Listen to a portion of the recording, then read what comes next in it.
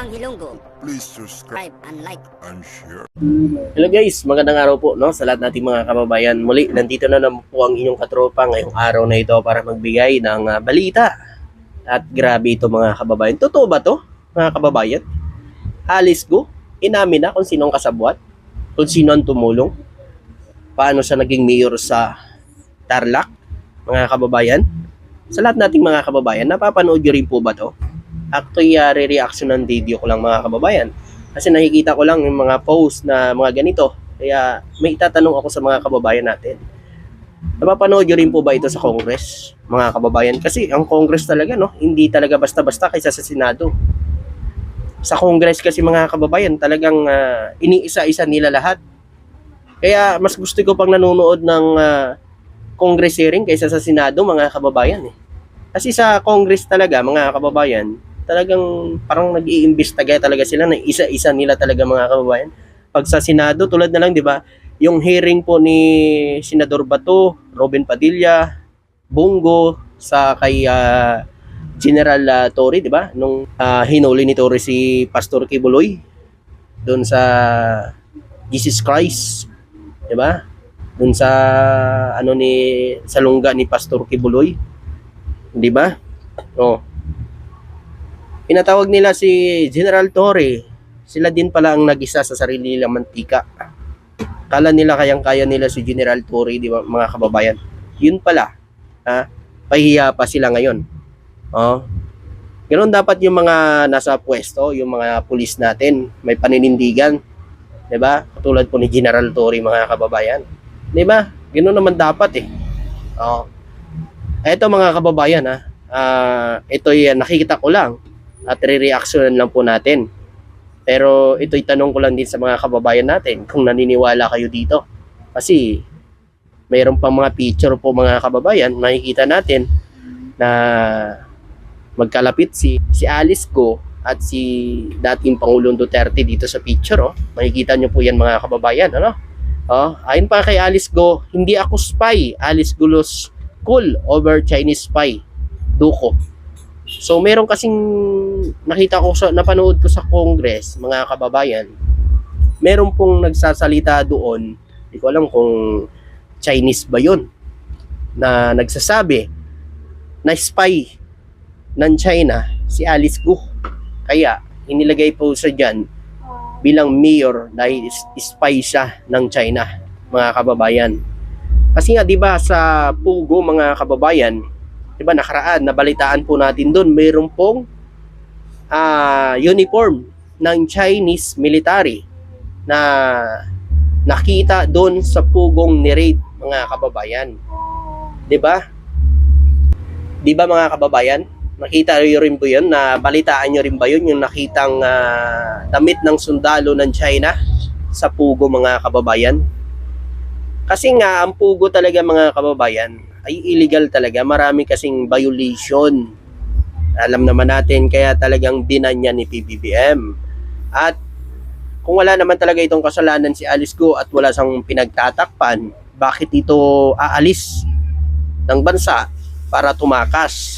'Di ba? Tumakas to, nadakip sa Indonesia, Jakarta, mga kababayan. Ayon dito, mga kababayan, sa picture na yan, eto, makikita nyo yan, Mayor Go, umaming tinulungan ni Digong para mahalal. Nako, mga kababayan. Posible ba?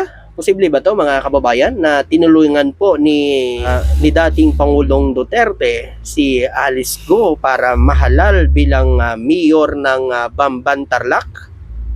Mga kababayan, ito nakita ko lang sa puso.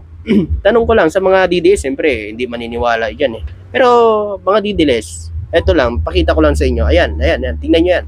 Tingnan nyo yan. Ang katanungan dito, kung hindi talaga sila magkakilala, tingnan nyo naman, magkadikit pa sila ni dating Pangulong Duterte. Ayan, tingnan nyo yan, mga kababayan. Tingnan nyo yan. Diba? Magkadikit pa sila. Ayan, magkadikit. Alice Go, yan yung nakasalamin. Alice Go tsaka si Duterte. Ito sa likod yung naka-green. Yan si Alice Go, mga kababayan. 'Di ba? Ito. Matagal nang kilala si Mayor Alice Go at Duterte. Alice Go, Duterte at Go China sa Manchurian's candidate. mga kababayan. Ha? Grabe no, mga kababayan. So, ito lang naman. Totoo ba ito? Sa mga kababayan natin. So, ayan naman ang sunod nating picture. Kung makikita nyo, yung nasa taas. Yan po yung China cannot be trusted. Detain Chinese spy tags Alice Go as asset. Naku po, mga kababayan. No? Kaya pala. So, sabi pa dito, Duterte nagpasok ng spy. Kaya pala sa Pilipinas nagtiwala. Naku po, mga kababayan. Ano ito, mga didiles? Ano na? Naku, mga kababayan, Mergo umaming tinulungan ni Digong para mahalal. Tinulungan mahalal, ginawa pang spy. Saan ka pa? Never again to Duterte, hindi mo na kami maluloko.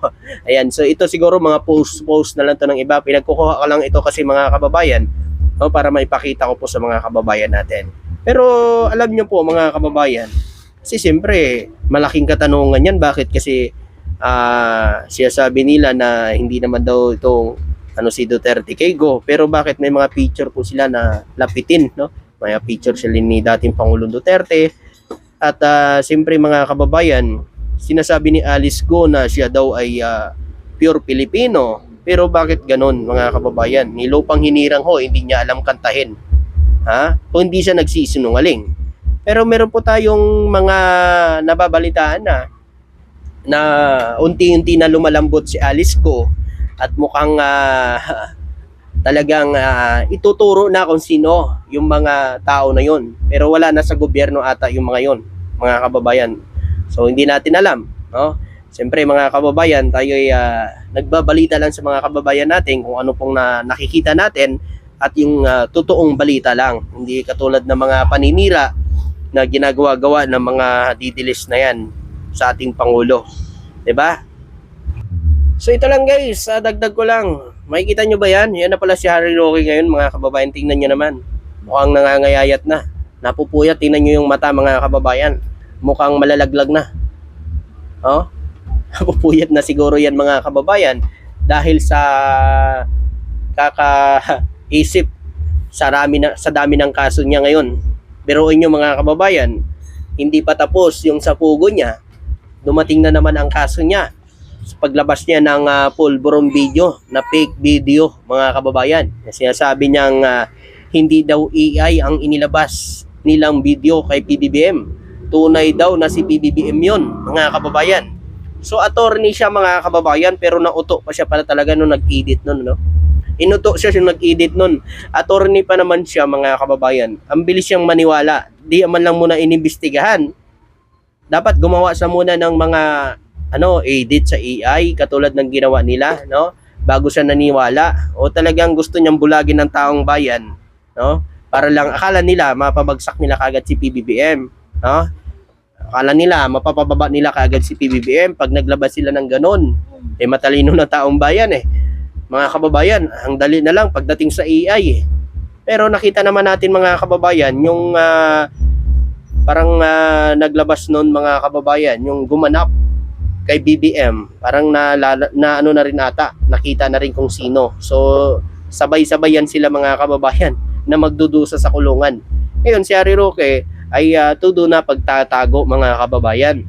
Nga lang, ito lang no sa mga kababayan natin, sana sa mga kababayan pa natin na hindi pa tuluyan na sumanib sa mga didilis. So nakikita naman natin na wala ibang silang hangarin talaga kundi pabagsakin ang gobyerno ni PBBM. Dapat maisip nyo rin yan. Alam ko matatalino kayo no? Sana isipin nyo rin yan. Hindi ho yan para sa bansa ang kanilang ipinaglalaban. Yung mga rally-rally po nila, hindi ho yan makakatulong para umunlad ang bansa natin.